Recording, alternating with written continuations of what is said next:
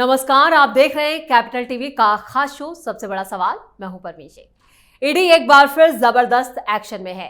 देश भर में ईडी लगातार छापेमारी कर रही है, जिससे विपक्षी नेताओं की नींद उड़ चुकी है। इसी कड़ी में ईडी ने 24 अस्पतालों के निर्माण से जुड़े 5,590 करोड़ के घोटाले में आप नेता सौरभ भारद्वाज के 13 ठिकानों पर छापेमारी की। मनी लॉन्ड्रिंग के तहत ईडी की टीम ने उनके घर पर यह छापेमारी की, जहां आप समर्थकों ने जमकर हंगामा काटा। वहीं ईडी की छापेमारी पर अरविंद केजरीवाल ने कहा कि सौरभ भारद्वाज के घर ईडी की रेड मोदी सरकार की एजेंसी के दुरुपयोग का एक और मामला है। इससे पहले यहां पर बंगाल में भी ईडी ने रेड की थी। बंगाल के शिक्षक और कर्मचारी भर्ती घोटाले में ईडी ने टीएमसी विधायक जीवन कृष्ण साहा और उनके कुछ रिश्तेदारों के ठिकानों पर ताबड़तोड़ छापे मारे। वहीं तमिलनाडु में भी ईडी का तगड़ा एक्शन हुआ।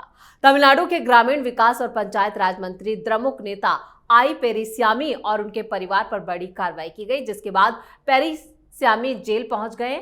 ऐसे में सबसे बड़ा सवाल यह है, क्यों ईडी के एक्शन से विपक्ष इतना बेचैन है? इस पर चर्चा के लिए स्टूडियो मौजूद हैं कैपिटल टीवी के editor in chief doctor Manish Kumar.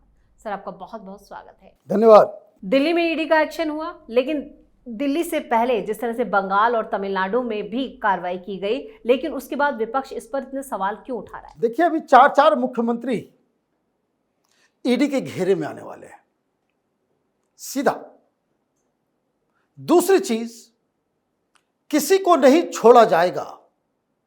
प्रधानमंत्री मोदी ने लाल किले से भी कहा, और जिस तरह का रुख नजर आ रहा है कि आप मंत्री हो, चीफ मिनिस्टर हो, 30 दिन तक अगर आप जेल गए तो आपकी कुर्सी जाएगी। आप ये नहीं कह सकते और ये कह के बच नहीं सकते कि ईडी का गलत इस्तेमाल हो रहा है। आप प्रोपेगेंडा कर सकते हैं, ईडी का गलत इस्तेमाल हो रहा है।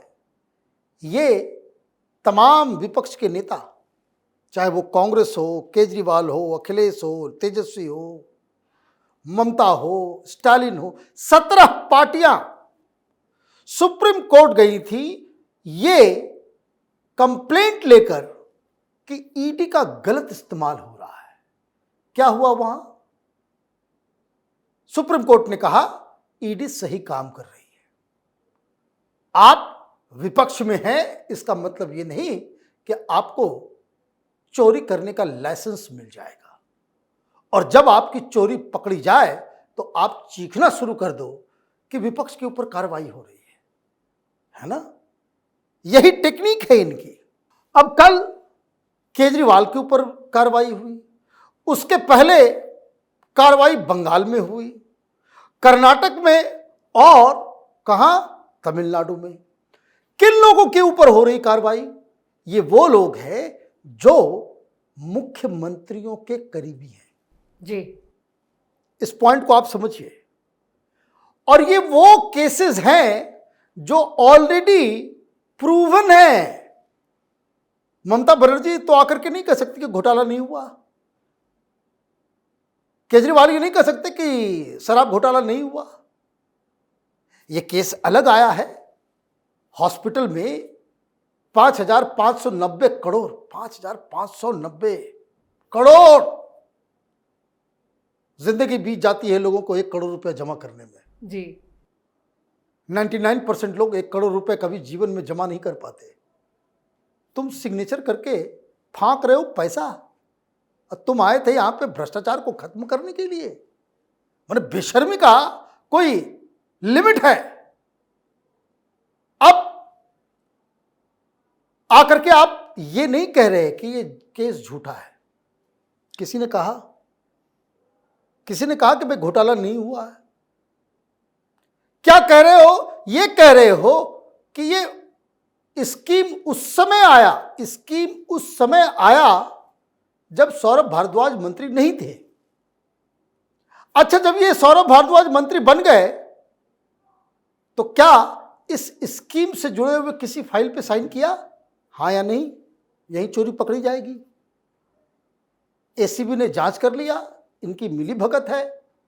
अपने दोस्तों, यारों, आम आदमी पार्टी के लोगों को आपने ठेका दे करके पैसे दे दिए, और क्या लिया क्या दिया ये सब तो आगे की कहानी है। क्योंकि मैं इसलिए कह रहा हूं कि मुख्यमंत्री के ऊपर ये परेशानी है केजरीवाल के ऊपर परेशानी है, क्योंकि केजरीवाल की पार्टी हो या केजरीवाल की सरकार हो, अभी पंजाब की सरकार है, बिना केजरीवाल के इशारे वहां मुख्यमंत्री कुछ कर सकता है? कुछ नहीं कर सकता। तो सौरभ भारद्वाज जो कर रहा होगा, ये 590 करोड़ में जो घपलेबाजी हुई, 30% भी आप उसका निकाल लीजिए, तो ये इतने 1500 करोड़ रुपए के आसपास का जो मामला बन रहा है, 30%, तो आप अकेले वो थोड़ी खा लेगा। सरकारी स्तर पे कोई बहुत बड़ा घोटाला हो, 1 करोड़ 2 करोड़ का मसला हो, तो कोई बीच में कन्नी काट लेता है, लेकिन जब 100 करोड़ 200 करोड़ 500 करोड़ इस तरह का घोटाला होगा, तो जो टॉप पे बैठा होगा उसके जानकारी में होगा। This is how they get. Mamata Banerjee को देखिए, ममता बनर्जी अब कहती है कि टीचर भर्ती घोटाला नहीं हुआ। डॉक्टर साहब, इसलिए जब सौरभ भारद्वाज पर रेड पड़ी तो सबसे ज्यादा चिल्ला केजरीवाल रहे थे, हाँ, क्योंकि घेराबंदी उनकी होगी। और जब ईडी एक्शन में आई है, राहुल गांधी सटक चुप, कोई कांग्रेस का नेता सामने नहीं आया। क्यों? क्योंकि अब ईडी जो है बहुत जल्द हाथ में प्रसाद देने वाली है, नेशनल हेराल्ड के ऊपर जो सुनवाई शुरू होने वाली है जी। तो अब किस तरीके से क्या करेंगे? कांग्रेस पार्टी तो पूरे चुनाव में कही कि भाई घोटाला हुआ घोटाला हुआ घोटाला हुआ। अब आप यूटर्न नहीं ले सकते। कांग्रेस के लोग पकड़े जाते हैं तो केजरीवाल कहता है कि भाई चोर है चोर है चोर है।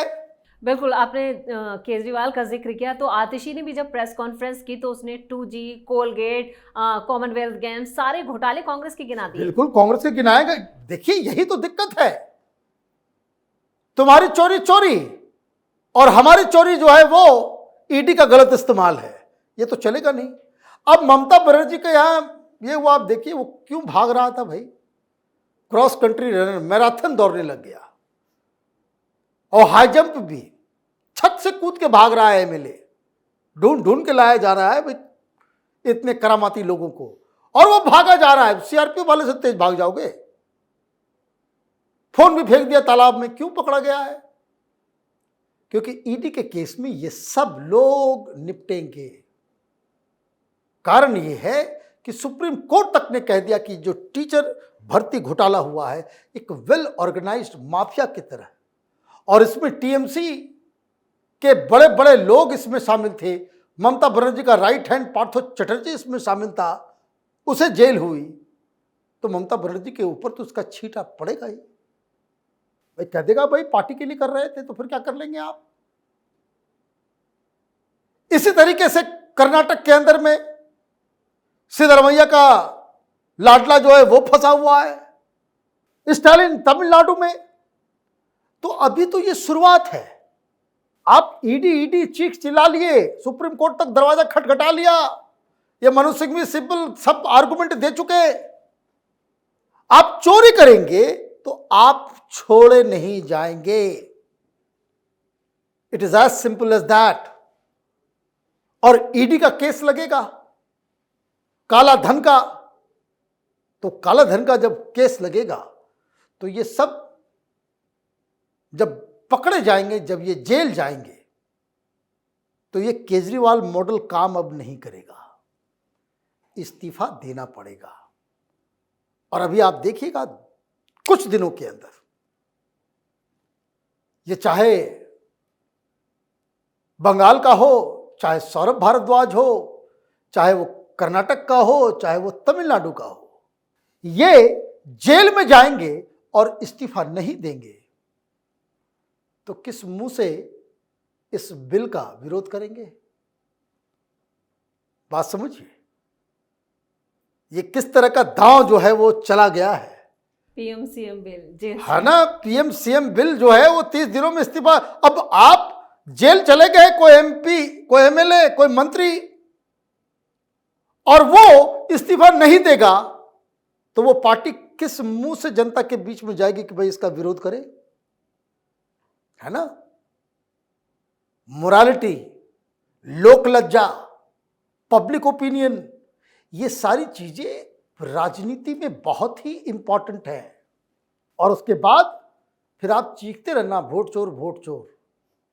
बीजेपी फिर कहेगी ये सारा विपक्ष जो है ये सब चोर चोर मौसेरे भाई हैं।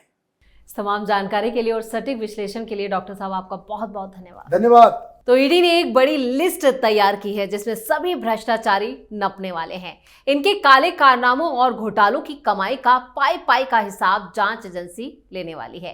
वहीं बंगाल में तो ईडी ने अभी कई और नेताओं को दबोचने की भी तैयारी कर ली है। यह सिलसिला पूरे देश में चलने वाला है।